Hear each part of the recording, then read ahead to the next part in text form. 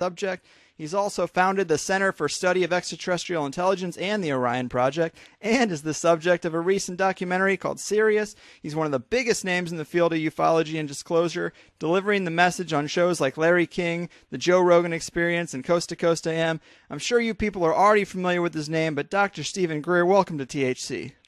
Thank you. I'm glad to be on. Yeah, man, I'm honored. Thanks for being here. I'm super pumped for this one. Like I said, you're one of the biggest names in disclosure. You got a list of credentials and prestigious career highlights a mile long, and we're no stranger to these topics on THC, so I'm sure the bulk of the audience is very familiar with you and your work. Great, good. I'm hoping you'll be able to give us a clear picture of the reality behind this contact. I mean, this is such a huge subject, and when it comes to sightings of strange crafts and interactions with these non-human intelligences, when you factor out your standard misidentifications of known things and just talk about the really strange, whether we're talking about objects in the sky or beings on the ground, there's always three explanations given for the source. Either it's from outer space, from some other dimension, or creations from a breakaway society, possibly escaped Nazis or the more typical corporate alphabet agency black projects. But I mean, given your vast exposure to these things, can you break down what we're seeing? Do you think it's all three? Is it one more than the other? What's going on here, man? Well, two of the three are the same thing, and let me explain what I mean. If there's a civilization visiting Earth, and there are a number of them, that are from other star systems, in order to get here, they are, by definition, a priori, transdimensional or interdimensional. Now, why am I saying that? And this gets very quickly into some would say the weeds of really what I think is interesting about all of this. And that is that if you move a spacecraft and its occupants at a velocity beyond the speed of light, what I call transluminal, you are, by definition, transdimensional. And so people use these as if they are two separate things. Now, it's like two intersecting sets with a subset within it. There are experiences people have with non-physical beings, whether they be people who've had a near-death experience or angelic beings and all of that, that are purely in the so-called astral or energy fields that are non-3D physical. Now, when you take a spacecraft or their occupants and you have the technologies, and we can get into this later about what the physics, because we understand the physics behind this quite well, that allow for the spacecraft and the people within it who have physical three-dimensional bodies and spacecraft to move from one star system to another. You cannot do that until you go beyond the crossing point of light. And so in the mid-1990s, I wrote a paper called The Crossing Point, and it actually deals with this whole issue of the intersection between very high energy physics and non-locality, consciousness, thought, and interdimensional states, because there's a place where all of that comes together. And I think that this is why, if it's something that is an interstellar and also has made its way here, I call them TDIS, transdimensional interstellars. Now, that's separate from, say, someone who has an experience with a being that does not have a 3D component, but is living in other dimensions that the mystics used to call astral, or the worlds of light and what have you. And those are different from the things that Lockheed Martin and my uncle's old company, Northrop Grumman, are making. By the way, I was on a flight going to, I can't say where I was going actually, but and there was a man sitting next to me who was an engineer for my uncle's old company, Northrop Grumman, and we were talking about this stuff. And I didn't know this person until I sat down in the seat, and he sat down, coincidentally or not, beside me. And I said, well, at the CIA they call this WSFM. And it sounds like a radio station. And he says, what's that? I said, well, it stands for Weird Science and Frickin' Magic. And he says, yes, at Northrop Grumman, we call it PFM, Pure Effing Magic.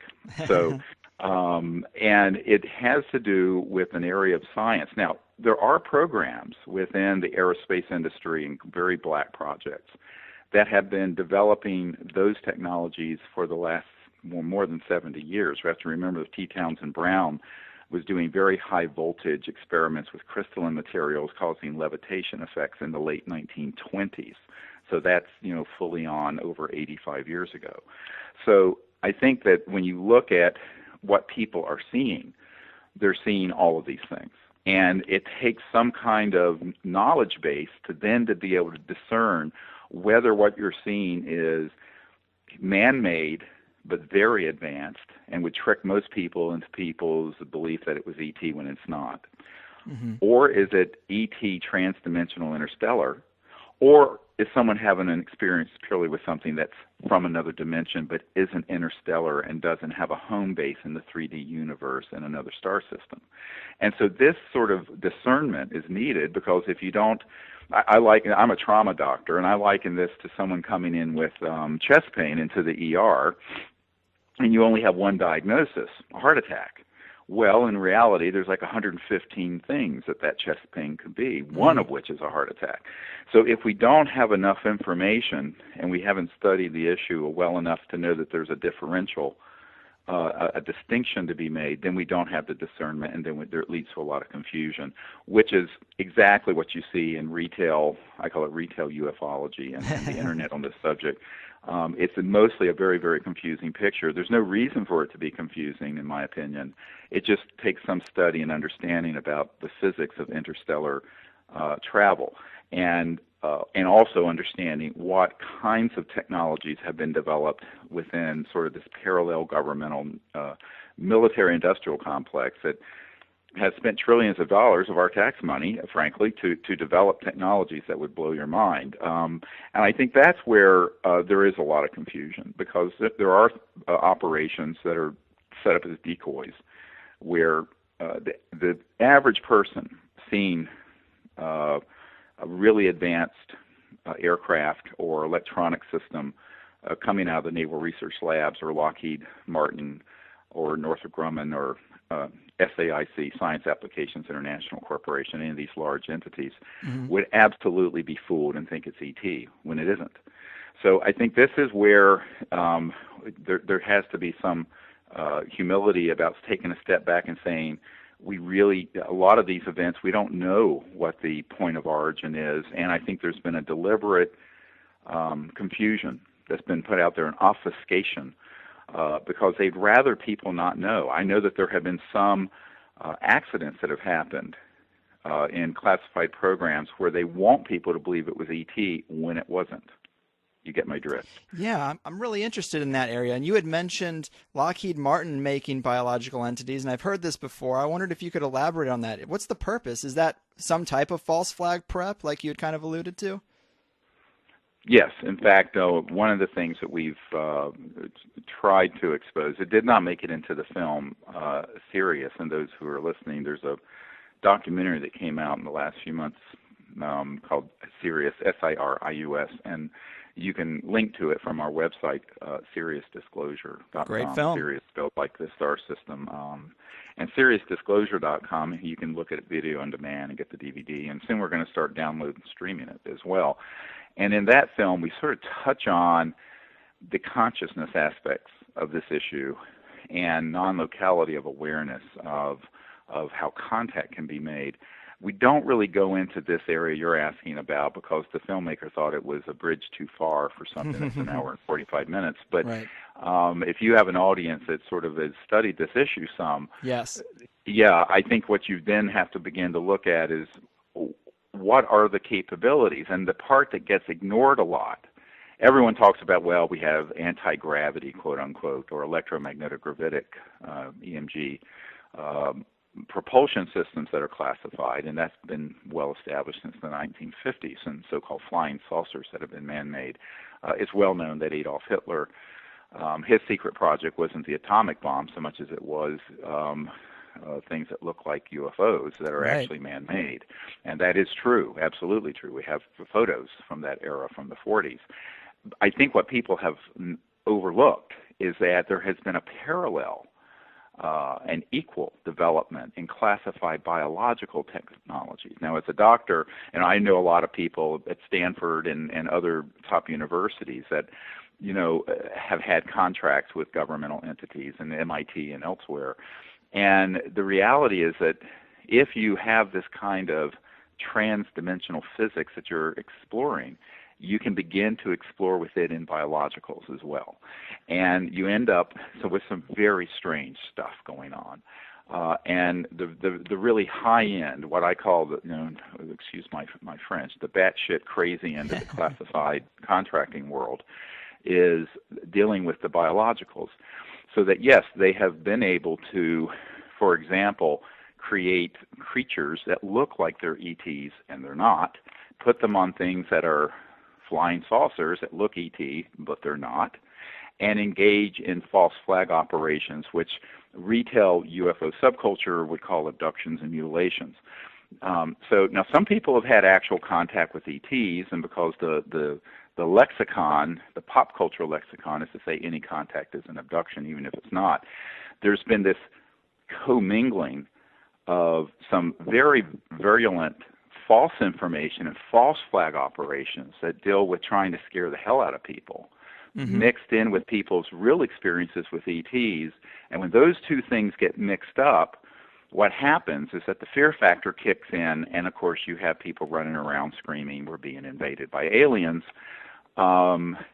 which redounds to the benefit of the military-industrial complex. Ultimately, what Werner von Braun said on his deathbed, which he was one of our his spokeswoman for the last few years of his life, is one of our Disclosure Project witnesses, and her testimony is up at SeriousDisclosure.com for anyone to look at. There's nothing secret about any of this. It's open source on the internet now and on YouTube.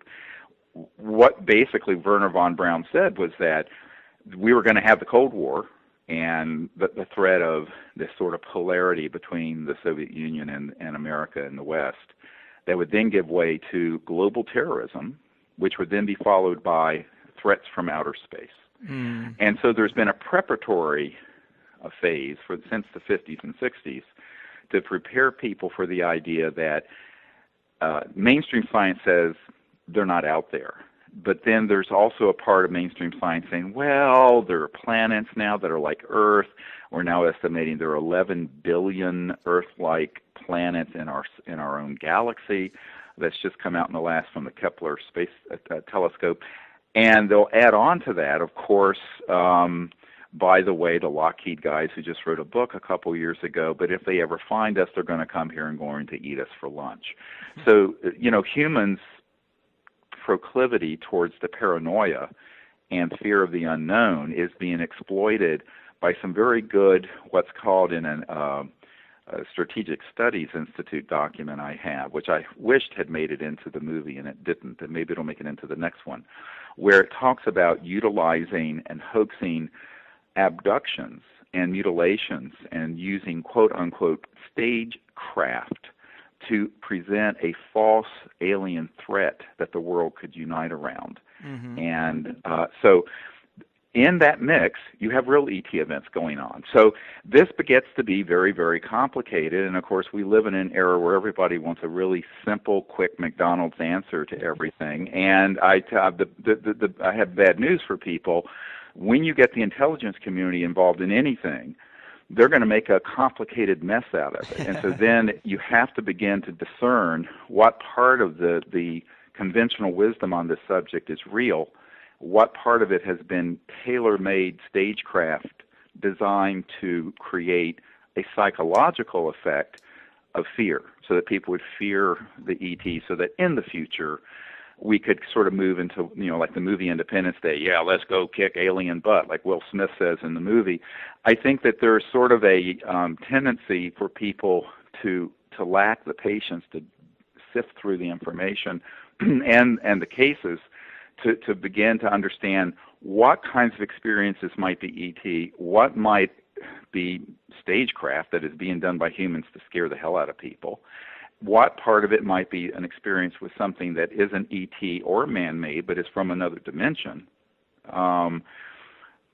et cetera, and so on. And so this gets to be, I think, one of the central problems in the world of all things ufological, for lack of a better word. And I think that's caused a great amount of consternation and confusion. And I tend to err on the side of wanting to be very cautious and say, before you go running off and saying this event or that event was,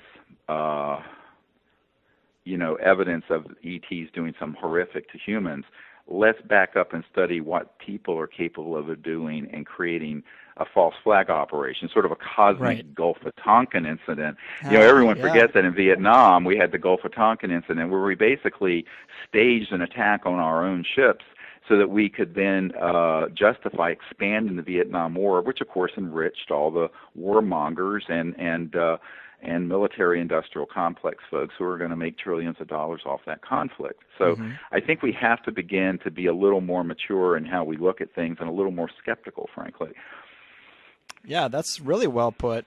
Now, in terms of the real ET events, I know you've worked with several governments in the Disclosure Project who have officially opened up their UFO files to you and the research teams. Of these countries and governments, which ones have made the biggest contributions, and what are some of the info that they've shared with you? Well, I think that anything that, it's been opened up to the public has been through just their archives and Air Force and sighting events like Chile and Denmark and, of course, France and even the United Kingdom have opened up things a great deal more than the United States. Right. But those are mainly Freedom of Information Act type or documents. It doesn't mean that there has been an opening up to the public of the really classified work, which actually there's still a lid slammed on that, both in the United Kingdom and for that matter in France, and certainly the United States. I think that there is another level where I've had the opportunity. We have about 110 hours of military and corporate testimony in the Disclosure Project. And by the way, I founded the whole global disclosure movement back in the late 90s. And it was the result of me doing some briefings for people like the CIA director and the head of intelligence for the Joint Chiefs of Staff and the head of the Defense Intelligence Agency and the ministers of defense in various countries. And what I discovered is that there was the government of we the people with our elected and appointed folks, some of whom, but very few of whom knew anything about this subject. Most of them didn't. And then there's this sort of parallel universe, as it were, of super secret black projects, so-called unacknowledged projects. And that is the proper term that's used, is unacknowledged special access projects. And we actually go into that in some detail in this film, Sirius. I think the people I've met with who are in the deep black world of unacknowledged special access projects, USAPs, the USAPs world folks are split between the people who want to keep this secret and continue to keep it secret and people who really are defecting and want this information to come out. And often I'll have a meeting with those folks. Now, they will not go on videotape because they're afraid of whatever reprisals might happen to them. But those have been my best sources for figuring out what's really going on. It puts me in a bad situation because if those people aren't willing to be name, rank, and serial number, put their name out there, then it becomes very, very difficult for me to provide to the public that information with any backup veracity. But I will say that, for example, I've met with multiple people who don't know each other, who told me the same story of being on these man-made anti-gravity devices, and they were the controllers kind of behind the curtain using these biological programmed life forms to go in and stage an abduction or stage something else. And when I first heard that back in the 90s, I thought, oh, this is just ridiculous. When I then had multiple people who had worked for various corporate and intelligence operations from various eras tell me the exact same modus operandi, I went, boy, there must be something going on here. And that's when I began to question the entire experiential database that's out there, where everything is taken as quote-unquote alien when it may or may not be. And it was sort of my coming of age of beginning to realize how nefarious and nasty the intelligence community and these para-governmental programs can be. So I think that's one of the most important things I learned from meeting with these sort of deep inside sources. The other is learning exactly where these facilities and which corporations are involved in all this. And that's one of the reasons why we put together for the president a briefing that listed all of the known corporate facilities and bases, most of which are subterranean underground, that deal with this issue that we felt that he needed to know about. And that information is something we're moving out to the public. A lot of it's now on our website on seriousdisclosure.com. And the first person, by the way, to ask me for that, it was kind of comical, was back in the 90s. There was a member of Congress named Christopher Cox who became Bush's head of the SEC, Securities and Exchange Commission. And I was having a meeting with him, and he said, I'm here in Southern California. There's a lot of aerospace here. I've never heard of this issue. Where are the facilities in my district dealing with this? So I created a file for him, and that became the sort of the thing that then grew into this larger list of facilities and operations. Interesting. I am here in San Diego in Southern California. Where would be is there any place out there that one might go at night to try to view something if they've never had that type of experience? Yes, well, I mean, if you go out to near Palmdale and Lancaster and as close as you can get to the Edwards complex up in the high desert of California, in Southern California, you're going to find many people will see objects that will be launched or will be moving around very late at night. There's actually a lake bed that they keep filled with water, and there's an underground area that opens, and objects will come in and out of there at night late. Wow. I know people who there's a very famous rock band that has their studios down, and I'm not going to say who it is, that are a very big one, a household name band well, one of them lives down there in the San Diego area, and his significant other has family members who have gone into, and I've met with them, who've gone into underground conveyors that go underneath at Edwards, deep underground, and then it connects underground all the way out to so-called Area 51, the Nellis Range, or other facilities out west, all subterranean, moving at enormous speeds, using these kinds of advanced technologies. And so there's a great deal of this. But of course, getting really close to those sort of facilities, you can't, because they have ground sensors. They know if you're even walking. Of course. The airspace above it is restricted, and the perimeters are restricted. The real state-of-the-art facility is in outside Provo, Utah, in Dugway, the proving grounds at Dugway. And that's a very large facility that's all underground. There's very little above the surface. And, of course, also out in Australia at Pine Gap. Right on. So, there are these sort of facilities, and, this is why, when you look at the movie Sirius, there's a little clip in there of Donald Rumsfeld at the Pentagon back when he was Secretary of Defense for George W. Bush, saying there's $2.3 trillion unaccounted for. Yeah, the day before 9/11.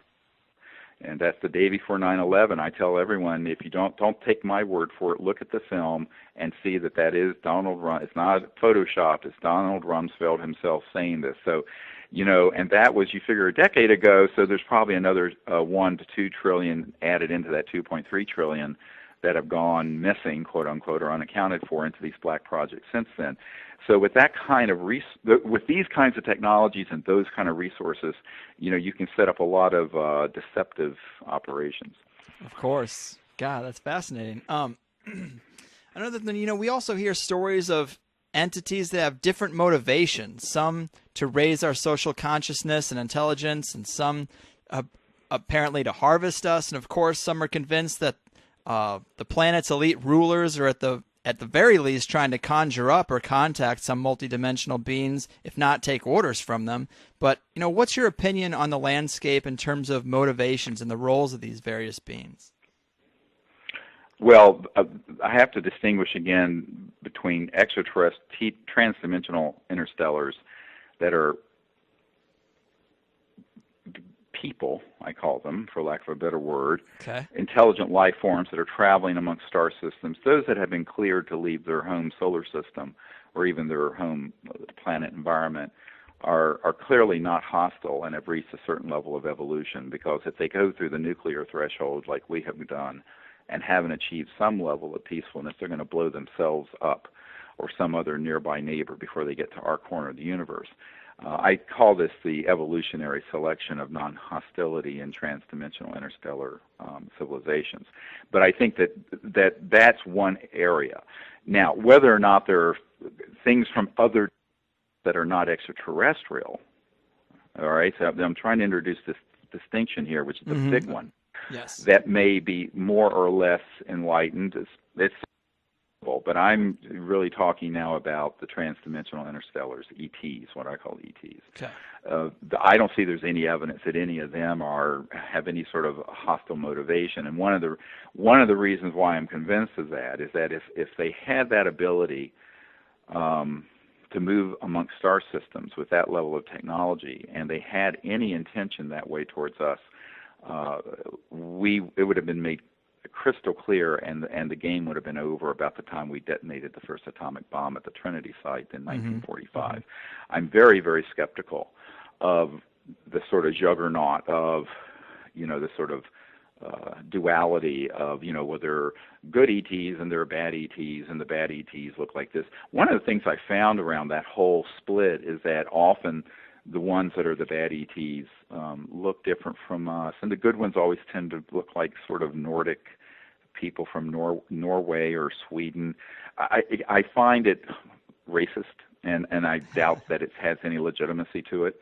Now, you can't prove a negative. I mean, people say prove that there aren't any, and I say, well, you can't prove a negative. What I can prove is that we're still breathing the free air of Earth.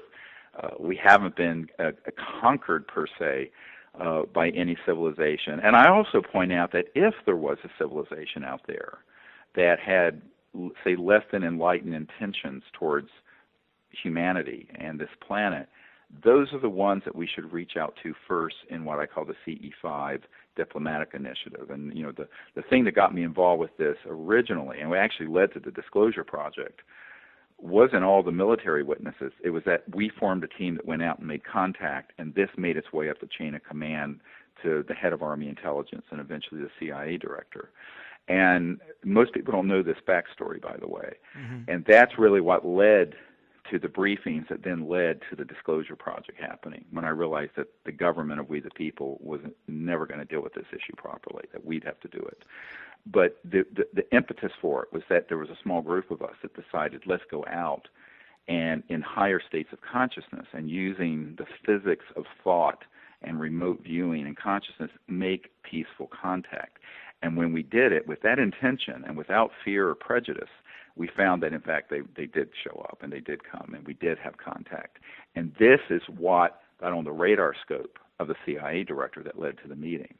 So most people don't know that. And it was actually the CE5, what I call Close Encounters of the Fifth Kind, mm-hmm. which is when, humans go out together and utilize a set of protocols. And we actually, we have a contact app, we call it, that you can get from our website that goes through the whole remote viewing training and all the protocols and everything we do. And we go out, and there are now thousands of teams all over the world, by the way, doing this. And it's I think, creating this morphogenic field effect where we're moving towards an opening of peaceful contact. Now, really overt contact where, as Larry King asked me, why don't they land on the White House lawn?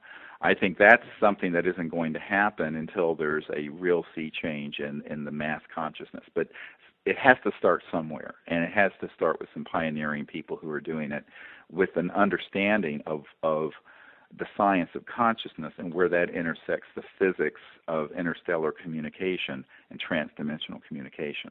So that's kind of what we specialize in doing with our contact teams. And to me, that's the most exciting part of what we're doing, one of the most exciting aspects of what we're doing. And in our experience, I've been doing this now with groups of people all over the world for over 20 years, we've never had a harmful or hostile or anything event happen involving ETs. Now, we have been shot at by humans. We've been harassed by police.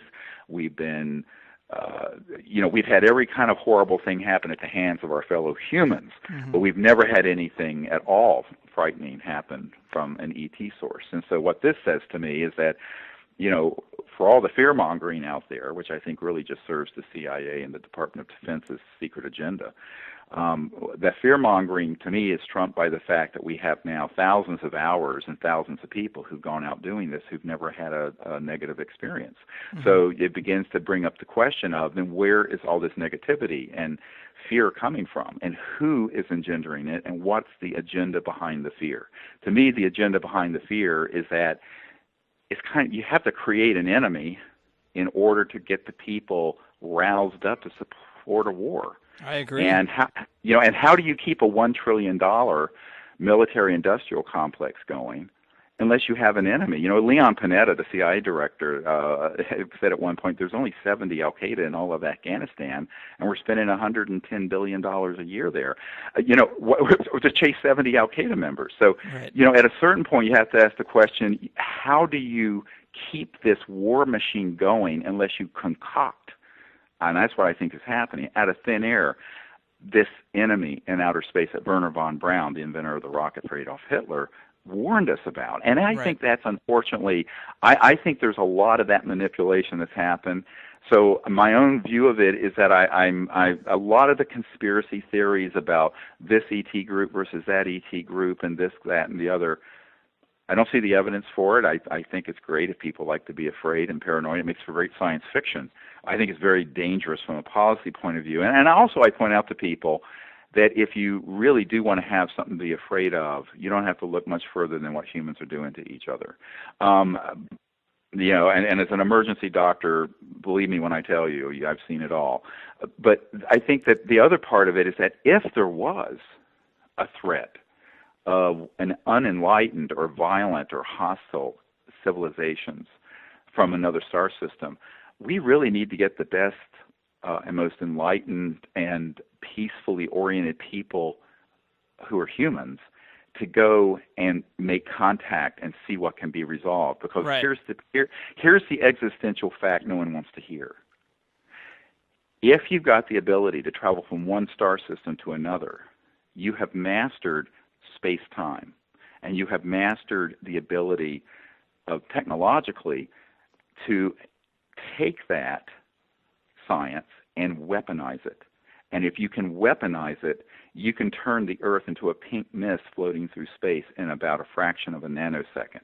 Therefore, if there were, and I'm not saying there are any such civilizations that conform to this sort of internet juggernaut of good and bad aliens, but if there was, we better find a way to engage in some kind of more enlightened dialogue than running around like Chicken Little with our heads cut off. Right. And I think that's unfortunately most of what the response has been. But I think that is a planned response from the intelligence community.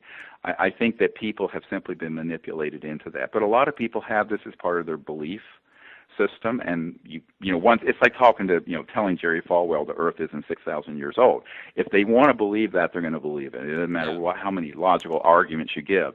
And so what I ultimately have to back up to is the fact that if somebody wants to think that way and believe in that very highly dualistic paradigm about life out there in the universe, then I think we need to figure out how we're going to approach that and how we're going to respond in a way that isn't going to lead to something much worse than mutual assured destruction. Of course. A moment ago, you had used the term cleared to leave about beings who may have been able to get off their home planet. And a lot of researchers have alluded to the fact that ETs have developed an interest in us since we've developed the atomic weaponry, which of course makes a lot of sense. But do you see, or have you found any research to suggest that we are on some type of interstellar quarantine here on the Earth? Yes, absolutely. I have no doubt about it. In fact, I've said for years that if you look at our witness testimony from people like Colonel Diedrichson, who was head of the old Atomic Energy Commission, section that dealt with all our nuclear weapons facilities and uranium processing facilities, he said that every single one of them was overflown by these ET vehicles back in the late 40s, 50s, 60s when he was involved. and that they also at the same time had a very keen interest in our space program. Neil Armstrong was overheard stating, and this is in Timothy Good's book, Above Top Secret, that when we landed on the moon, that there were all these ET craft on the crater above the Sea of Tranquility where we landed. And of course, my uncle worked on and designed the lunar module that took Neil Armstrong there. And that I've heard this from other sources, and that basically, because the moonshot and the Apollo mission was really a Cold War competition, and it was really military. And we always think of it as a civilian effort, but it was a very militaristic effort that we were competing with the Soviet Union in the Cold War to get to the moon first and conquer space first and have dominion in space. Well, this was viewed very negatively by the ETs because they think that people from one planet should go out in a peaceful, unified way into space, not as competing, warring factions. And so Armstrong was overheard saying that basically we were warned off the moon. So we went back a few more times, and I know Edgar Mitchell, who was the sixth man to walk on the moon, but then they wound down the program of going back, and it wasn't because of budget cuts, which is the fig leaf they put on the reason. The reason is that the ETs didn't want us bamming around out in space until we became peaceful.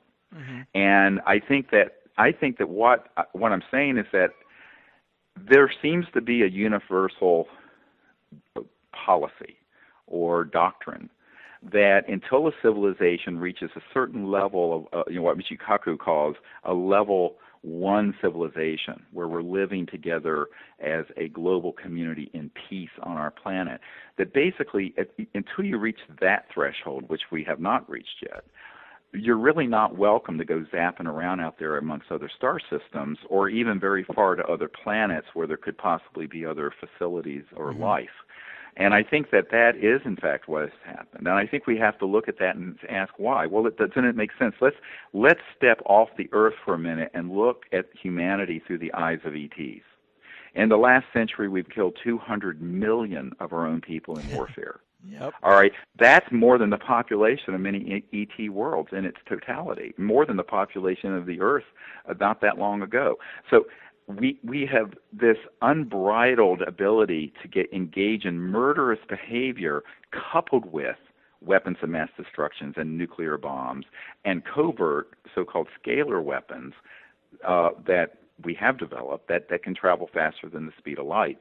And I think that when you look at that, obviously there are ETs out there who are quite concerned about humans potentially being a threat to others. And I think that this kind of turns the whole, oh my God, we should be running afraid of the ETs on its head.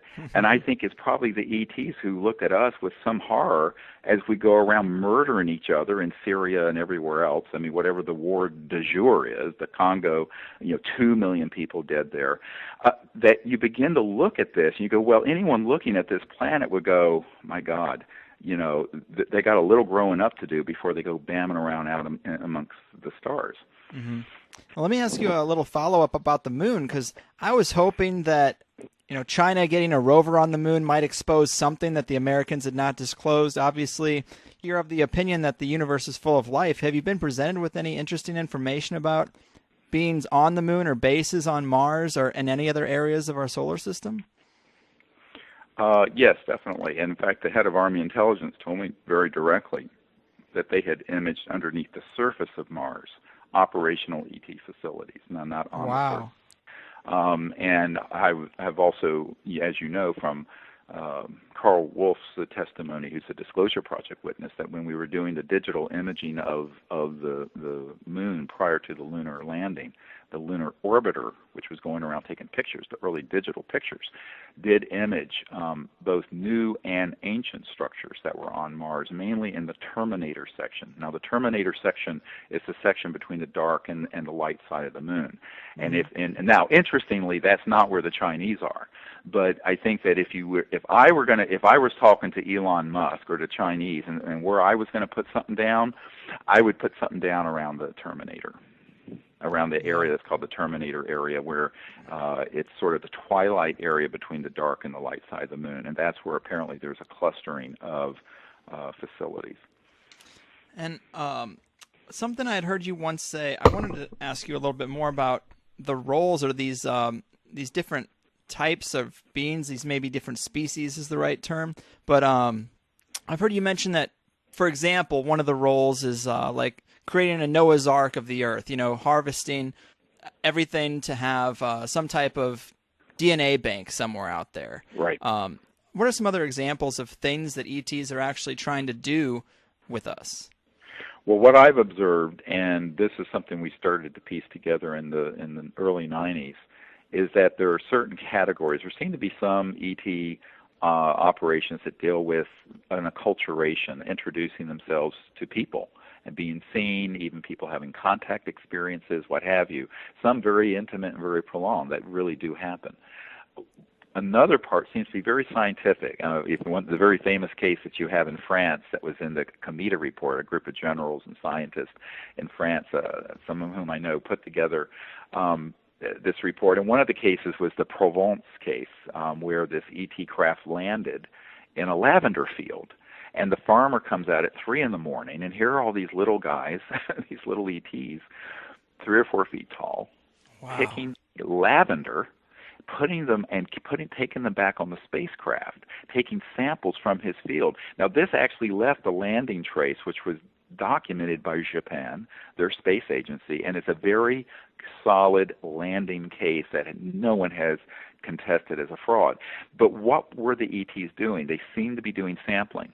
When I was in Belgium, I noticed that we had a contact with one of these massive craft, that there were reports that we had from the gendarme that they were actually seen putting some kind of sensor system down that looked like a laser.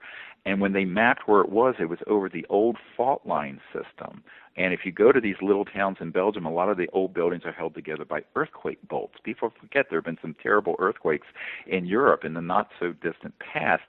But it turns out 70% of the French electric grid and Belgium is getting their energy off of nuclear power plants, and unfortunately they put most of them right on these earthquake faults.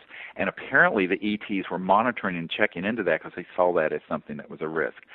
Another area that I found that's very common, if you go to Popocatépetl and the other volcanoes around in the Philippines, all over the world, the Ring of Fire in the Pacific, there are Mount Unjin in Japan. You see these amazing videos and photos of ET craft going in and out of these volcanoes and around these very unstable areas, because I think that they're examining how the so-called Ring of Fire is becoming increasingly unstable. And I think that as we melt billions of tons of ice off of both of our polar axes of a spinning top, the Earth going through space at 1,000 miles per hour, there's the risk that there could be a big Earth change event, or there could be a release of an enormous event that would be along the Pacific Ring of Fire that could, trigger massive tsunamis and massive destruction. And we have found that whenever there's been an eruption of a volcanic area or a major earthquake, there have been consistent reports of sightings of these ET craft around those facilities, seeing what's going on, and perhaps maybe even trying to stabilize the areas. We don't know. That's getting into some speculation. But there's certainly been a temporal relationship between those sort of events. So you find that around there are a certain number of operations that seem to be scientific. Some may be where they're making preparations, because there's a Chinese saying, unless we change directions, we're likely to end up where we're going. And, for 50 to 100 years, we've been moving in a very bad direction towards increasing conflict, environmental degradation, increasing weapons of mass destruction with greater and greater destructive capability. So it very well could be, and maybe I'm speculating some here, that there are ETs out there that are observing this and making preparatory plans if it goes to a worst-case scenario, or just trying to document what we're doing geophysically, but also what we're doing geopolitically. And I think that there's been, like Colonel Diedrichson said, there's an unmistakable clustering of ETs around our nuclear silos and facilities where they were obviously concerned what we were doing, and around our space program, and around these geophysical active areas. And then there's another category. I have a man who's Navy intelligence who's on my team who was on a submarine that was sent down to the South Atlantic, to examine the euphemism of electromagnetic anomalies under the ocean. And what they found, they went down there really to hunt for UFOs underwater. And they were clearly ET craft that were underwater that were doing scientific examinations under the oceans and taking samplings. But at one point, one of these craft came over to this huge nuclear submarine and was able to take its drive system completely offline. In other words, they couldn't go up or down, forward, back, nowhere, side to side. They were just suspended in this force field. It was fascinating. Damn. And they were, yeah, this guy was on this submarine, and he was collecting all this data. They collected all this electronic data. But he said what was interesting is that at one point they tracked one of these objects moving underwater without causing any wake at 450 knots. Now, that's the speed of a Learjet. So, wow. Yeah, and so, it's quite interesting. He didn't understand how there could be no displacement of water as it moved at that speed, and I said, well, that's the physics behind, when you adjust for zero gravity and you're dealing with a mass cancellation effect from the physics of very high voltage systems that do this. But so they do move through the air without a sonic boom, and they move through the water without creating a wake. But just like, a sharp knife through melted butter, just straight through, but literally at hundreds of miles per hour, and then disappear in the water. So it was fascinating to hear this account about what they were doing even under the oceans, that usually people don't even think about. Yeah. I mean, these crafts are so interesting, but, I'm really intrigued by what I hear less about is the physical characteristics of these beings. I mean, some people in the Disclosure Project have gone into it. You hear about the typical grays, the Nordic type beings that you had mentioned earlier. There's stories of reptilian types, but what type of entities can you talk about that you've seen enough evidence to believe actually exist that are slightly different looking than human? Well, there are a lot. I mean, there's some that are incredibly small, and there's some that are incredibly tall. We've had on our CE5 expeditions beings come in transdimensionally. There's a photograph of one that's on our at SiriusDisclosure.com that happened at Joshua Tree, and that's not far from you. I saw that picture. And it looks very human-like. Somewhat different, very different formation of the head. Had some concave areas in the forehead area, and so they range from. And of course, there's this controversy about what's in the film with this so-called Atacama humanoid, where some people have said, oh well, what is this thing? It's a 6 to 8 year old child that's only 6 inches tall, which means the adults would only be a foot or so. But now we're finding there are reports out of Russia and other places of these beings being seen, and they're literally these tiny humanoid, 2 arms, 2 legs, a head, beings that are less than a foot tall when they're adults, and others that have been reported that are in the 30 to 35 feet tall range, and they're apparently skeletal remains. I know Paula Harris is looking into this in Sardinia and other places. Where there remains. So there's no reason why, given the immensity of the cosmos and even mainstream science now saying that there's a likely 11 billion Earth-like planets just in our own galaxy, and the Milky Way galaxy is just one of billions of galaxies, that there wouldn't be enormous diversity in size, shape, form, what have you. I think the caricature in the UFO subculture of the 2 or 3 types is mostly well, again, I think it's caricature, and I'm not so sure that some of those forms aren't actually the so-called programmed life forms or PLFs that are man-made. And I think that this gets into where it's what's more useful if people would get out of their armchairs and out from in front of the television and their computer and form a contact team. And it's easy to do. You can download this app from our site. It goes through the whole protocols. We have people we had a Croatian truck driver who did this with some people in Croatia and had a contact where this craft floated right over his truck. And he was a lorry driver and had amazing contact experiences.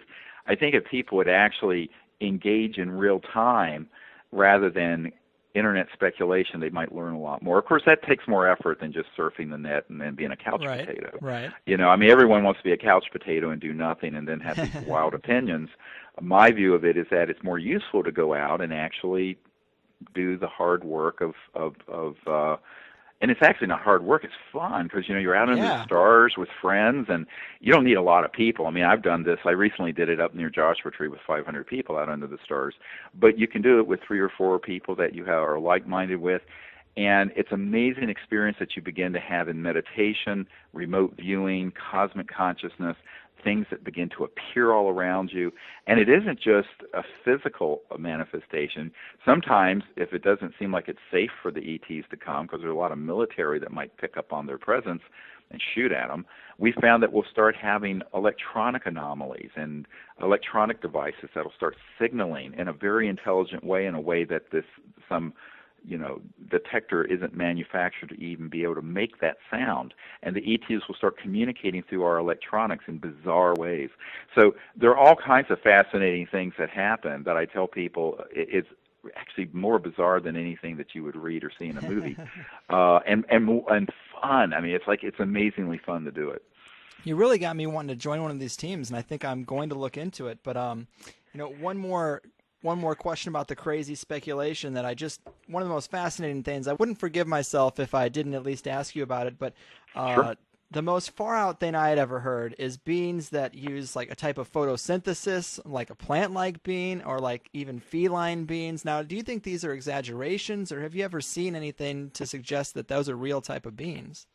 Yeah, we have had contact with ones that are like feline beings that look lion-like. We've had like ones that have very similar characteristics to birds, but that are humanoid. We've had contact with ones that are very cetacean-looking, that are almost like a whale head type being and a very thick body, but that are upright. I think that if you look at any kind of life form, it has the potential to evolve into a humanoid head, 2-arm, 2-leg type creature. And multiple people on our teams who don't even know this, because I don't speak of it publicly much, have had contact with these species that looks very much like a humanoid praying mantis, and they're incredibly gentle, and they're noted to be amazing healers, by the way. They have a healing ability. And a number of people have had contact with those and on our contact teams, but they have never heard of it, and they'll share it, and it is exactly what multiple people. In fact, my assistant for years, Sherry Adamak, who was murdered helping us do this, there were 3 people who were killed back in the 90s when we were trying to do all this disclosure work. My right-hand assistant and a former CIA director, Bill Colby, and a member of Congress, Schiff. And it's a long story, but when she was dying, one of these praying mantis-type beings materialized in her house and put her in a state. Now, she wasn't healed, but she never had any pain. She died of this horrible metastatic cancer, which, by the way, all of us got. It was a bizarre thing. Everyone on my team got this a metastatic cancer that was fatal, and I'm the only one that survived. But she never had any pain, and I was with her at the time of her death. And that story is in Hidden Truth, Forbidden Knowledge, which is kind of an autobiography I wrote that is the basis for this film, Sirius. But it's a beautiful story of spiritual contact with these beings and the capabilities they have. That's awesome. And so there's a huge diversity out there of these sort of life forms, and I have found that the ones that people are always describing, these thousands of people who are on our team all over the world never see. And there are all these others that you never hear about because I think the intelligence community doesn't want you to hear about them. Mm-hmm. Wow. Well, I appreciate you sharing that with us. Kind of one other thing I wanted to touch on was the current state of disclosure. I mean, conspiracy researchers are always saying things like we're running out of time, economic collapse is coming, earth changes are coming, disclosure's coming. And I've heard that over the years you've been to some high-profile meetings trying to bring this stuff through the right channels, and, we're still waiting. So give us the 411 on the current state of disclosure in terms of both these otherworldly beings and the implementation of this technology. How close are we to overcoming this petrodollar control grid? Well, the first thing to understand is that the ETs are waiting for us to be ready for a more open event. Mm-hmm. And what that means is, as I said, we have to reach a certain level of collective enlightenment and peace before there's going to be massive overt contact. So that's just a reality, a conscious evolution reality. in terms of the government, the thing that I keep saying to people is that more than half the population thinks that UFOs are real. 43% of the American population, a poll in the last year, think that we're currently being visited. More than 2/3 of the population of the world believes there's intelligent life out there. The Disclosure Project materials, witnesses, and information is more known than most people realize, even in very elite circles, but people don't want to admit it. And so I tell people, we've done that. So there's two disclosures. There's the disclosure that I left my medical career to do because I saw that the government was going to do nothing. And there's what everyone else is calling a disclosure event, which meaning that the mainstream governments disclose something. That's a very much less likely event until something unmistakable happens that they then have to address the issue. Mm-hmm. Why?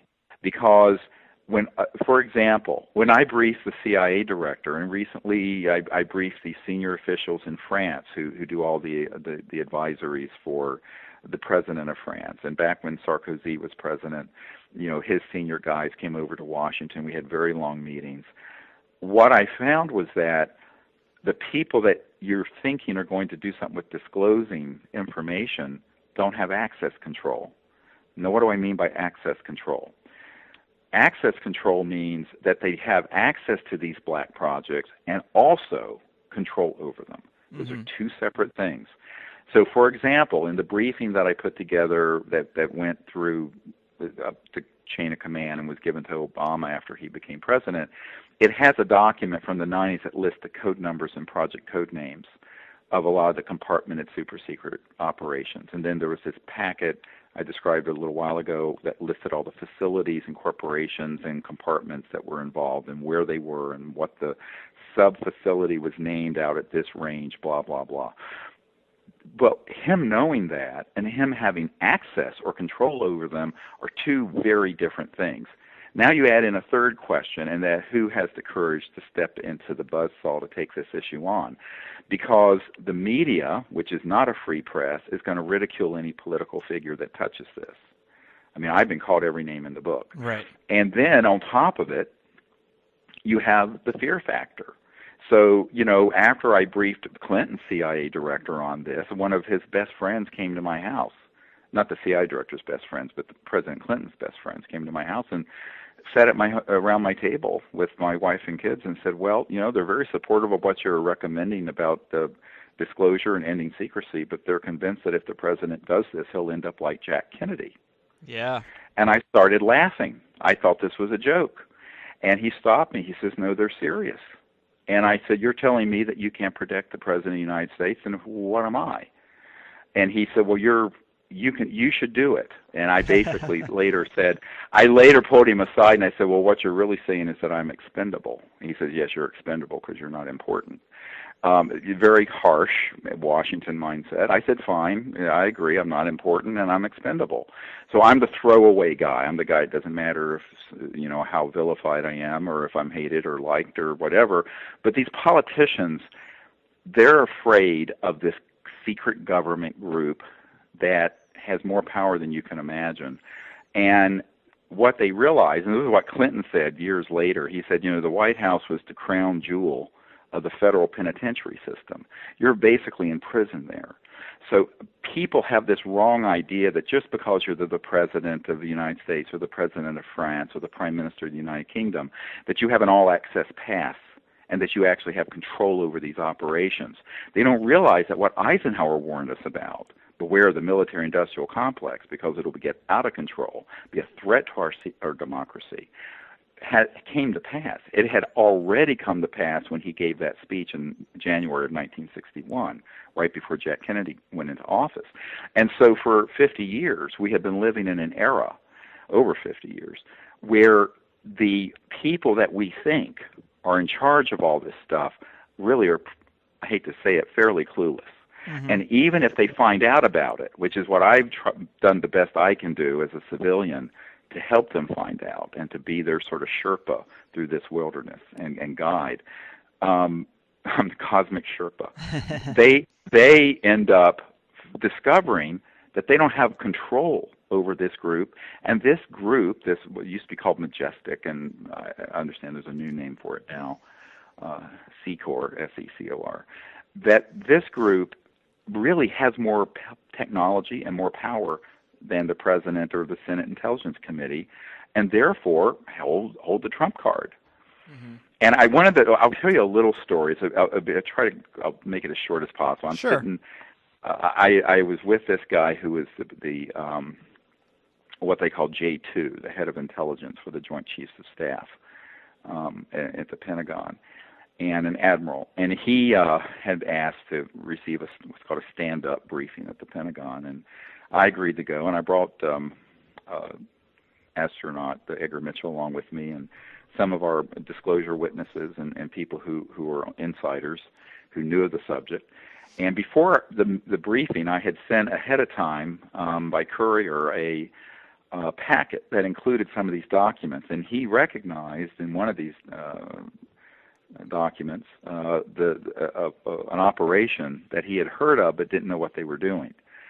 And it was related to UFOs and ETs. And he contacted this compartmented, numbered entity, and it was being run by a contractor.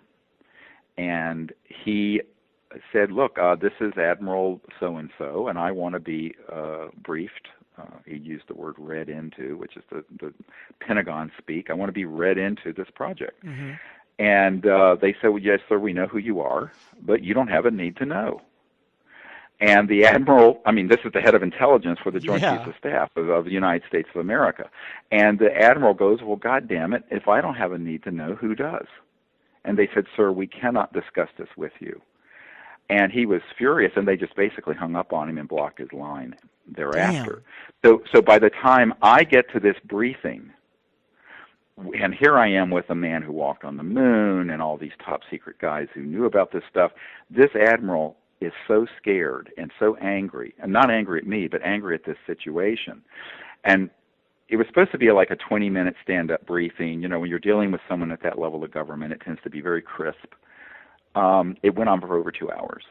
And in fact, if Edgar Mitchell hadn't had a TV interview up in New York, it would have gone on for longer. The admiral kept canceling things downstream and said, I've got to hear this.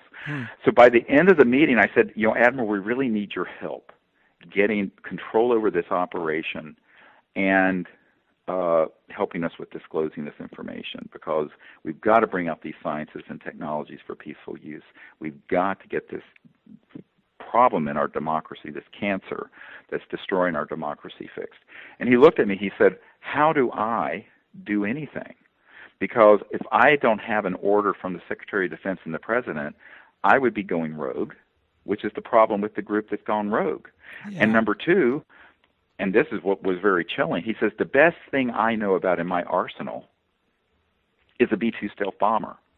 And I've learned today that there's a secret Air Force that have things that can do circles around my B-2 stealth bombers. What am I going to do? It's point, set, match. It was a very chilling sort of existential crisis that I was involved with. And a similar thing happened after I briefed the CIA director. At the very end of the meeting, the CIA director, I turned to him and I give him this sort of white paper that's in my very first book, that you can get on SeriousDisclosure.com. And in this set of recommendations, it has all these things that I think the president and he ought to do.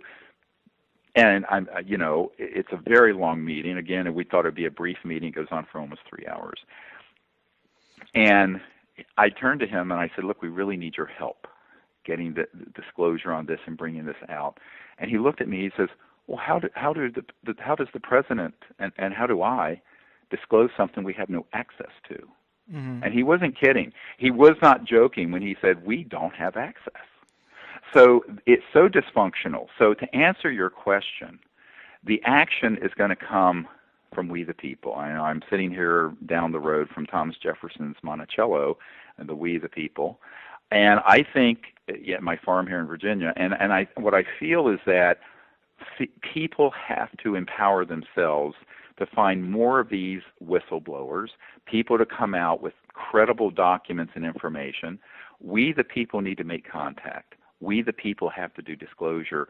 And finally, which is the thing has been the hardest thing for us to do, we, the people, need to bring together the funding and the brain trust of scientists and researchers to bring out these technologies that could get us off oil and gas and coal. Because when the day is done, this whole issue and the secrecy around it is about macroeconomic power. This is what Paul Hellyer, the Minister of Defense of Canada, and I've spoken about at some press conferences, that it's really about who runs the world, who has the power, the technologies of how these UFOs, whether they're man-made or interstellar, are moving. They are not using fossil fuels. They are not using rockets from the 40s. They're not using what Elon Musk is doing at SpaceX, which is just a fancier version of what Werner von Braun had in the 40s for Hitler. It's very advanced transdimensional physics. And until those sciences are liberated from the yoke of this sort of fascist petro-Nazi regime, the world is going to continue to deteriorate, and so is the body politic and our democracy.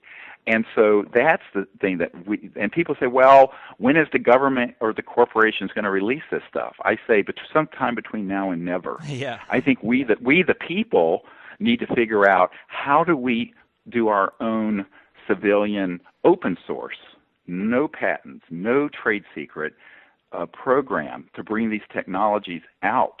Mm-hmm. And develop them free from the venture capital crowd and free from the big government crowd, who ultimately, if you have the big money and people involved who own the technology, they're going to sell out to the highest bidder. Right. But it's which is going to put it back. It's going to put it back on a black shelf.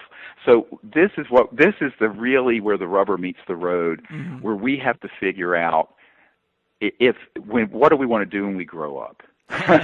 and it's like it's sitting around passively expecting the government and these large corporations to do anything constructive. I don't mean to sound cynical, but I think having dealt with the government at the level I have for 20 years, I keep saying we, the people, have to take responsibility for this and have to actually take action and go from information and sort of being entertained by this issue, and it is entertaining and it is interesting, to actually doing constructive things like going out and making contact, going out and developing these technologies, and going out and spreading the word about disclosure, but also finding more and more people who are credible to disclose the information about what's going on at Edwards, what's going on at the Dugway Proving Grounds, what's going on inside the black projects at Lockheed Skunk Works. Right. I mean, this is exactly what we need to do, and it needs to be sort of an awakening globally on this issue. And I think that that's really how it's going to happen. Now, it isn't to say that at a certain point of us, we the people doing that there's the possibility of a capitulation from mm-hmm. these covert interests and the mainstream government. Or at a certain point, now this sounds a little spookier, but at a certain point where we begin to degrade our civilization and our biosphere so far, there may be an overt event that the ETs do.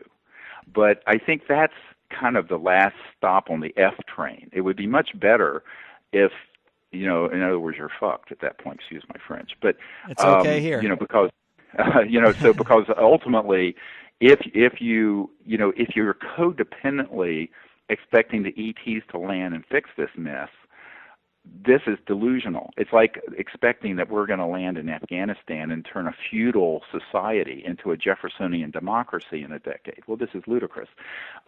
It doesn't happen that way. So the ETs, the kind of thing that some people think might happen, it could happen that way, but it would happen under some worst-case scenarios. And so I tell people, look, we can become enlightened, we can awaken and join together and take constructive action, we can do contact together, we can do disclosure together, and we can bring out these technologies together. And behind the scenes, there will be some pretty mysterious, cool things that the ETs have helped us with. I wouldn't have gotten this far without some really weird, amazing things that have protected and helped us. But at the same time, it's a big mistake to think that, we're the children of planet Earth, and I think the ETs view us as being responsible for this planet, and so we need to start taking responsibility. I don't think, however, when I meet with people in Washington, even the people open to this and who are supportive of disclosure and bringing out these technologies, they're mostly politicians and bureaucrats, and they don't have the courage to go up against this majestic 12 or this secret cabal. They just don't want to they don't want to go into the buzzsaw. As Gore Vidal, wrote the foreword to the book Into the Buzzsaw years ago about the journalists and other people whose lives have been destroyed by taking on these powerful interests. When Gore Vidal talked about this, very few people want to go voluntarily into that buzzsaw, which is what I've done. But I think that, so when you look at Washington and you look at the power elite, the wealthy, the politically powerful and connected, they just want to maintain what they have and get more power and money. They don't want to take on something that isn't going to redound to their own personal ambition and glory, which is why, for the most part, the ruling class never is responsible for the big changes in history. If you look at history, it's almost never where the power of center is that the change comes from. It comes from the periphery, from we the people. Mm-hmm. And that's true of every revolution. Right. Well, I mean, I totally agree with that analysis, but it's such a tall order to topple the ultimate control machine. But this kind of brings me to one of my last questions. You mentioned that the president couldn't talk about it. And so how is it you're allowed to operate at this level? Because we've had reporters like Michael Hastings killed for what seems to be a lot less than this high-level information. I mean, you're meeting with high-ranking officials. Some seem to be behind you, others against. But how are you allowed to talk about these kind of things and be in the forefront without being snuffed out? Well, you're assuming that attempts haven't been made to do that. Well, right. But I mean, they should be able to do it if they wanted to. Sure. And I think that the reason for it is that there are a group of people who support what we're trying to do, who have significant influence. Mm-hmm. And so it's interesting, when I first got involved with this, I was told by two separate people who didn't know each other that only about a third of Majestic at all supported what I was recommending back in the 90s. I was told not long ago 70% of that control group is now supportive. Now, the other 30% will eat their own and kill their own, which is what happened to Bill Colby, the CIA director who was killed after he was going to give my group an operational, quote-unquote, free energy device, because he had been, part of this cabal. Some CIA directors knew about this stuff and some didn't. But I think that what that means is that there are people who, they have an interest in seeing that this is dealt with properly. They can't. If they step off the reservation too far because they're in the system, there's a big risk they will be killed. I, on the other hand, am well, as this guy said, I'm not important. So, as a civilian, I'm a doctor who's chosen this path. I've taken no oaths to anyone. I don't have any security clearances. I don't want any. I've been offered them. I don't want them. I will not. By the way, all these meetings I've had have been completely open without any security clearances by me or anyone I brought into the meeting having to be signed. So, which is pretty remarkable. Yeah. And I think that, but because that's the only way I will do one. Okay. And so, if someone wants the information we have, that's the ticket to get in. I'll do it for free, and I'll go anywhere in the world. And I have. Recently, I was just all the way over in it was 23 hours of flying to get to a remote island where there were 120 leaders from around the world meeting. I was asked by the founders of this sort of like a really elite Davos type thing to do a presentation. So I went there for free and did it. And now I'll tell you, about half the people on that island I think wanted to hurl me into the ocean and kill me. But the other half were maybe open-minded, and maybe 10 or 20% were really supportive. But ultimately, I think that, being able to thread this needle, which is what I've been trying to do, is a balance that I have to strike. But there are very, very good people who support this. And I think it's a mistake to believe that the CIA and the Pentagon and covert programs and some of these even big corporations don't have people who very much want to see us do the right thing here. So there are people who are, and they're very protective. So I think people want to sort of paint everything with one brush, and unfortunately, the human situation is more complex than that.